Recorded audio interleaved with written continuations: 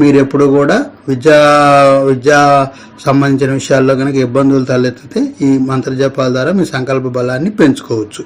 ధన సంపాదనలకు ఇబ్బంది కలిగినా కూడా ఇవే. ధన సంపాదనకి ఇబ్బంది కలిగిందనుకోండి, మీకు ఐశ్వర్యకారకుడైన శుక్రగ్రహము కామన్ అనమాట. అది ఐశ్వర్యకారకుడైన శుక్రగ్రహము. ఎవరికైనా సరే నా జాతకం తెలియలేదనుకోండి, ఐశ్వర్య ఫలప్రదాత శుక్రుడు, ఆ శుక్రగ్రహ జపం చేయొచ్చు. ఎవరికి జాతకం తెలియకపోతే మీకు తెలిసింది కాబట్టి ఆ శుక్రగ్రహ జపం చేసుకొని మీ లగ్నాన్ని అనుసరించి ద్వితీయాధిపతి అంటే ధనాధిపతి శని అవ్వటం వల్ల ఆ 2 గ్రహాలకి గనక మనం సాధన గనక చేసినట్టయితే మనకి ధన సంపాదనలో ఉండే ఇబ్బందులన్నీ తొలగుతాయి. ఓం శం శనిం నమః, ఓం శం శనిం నమః, ఓం శం శనిం నమః.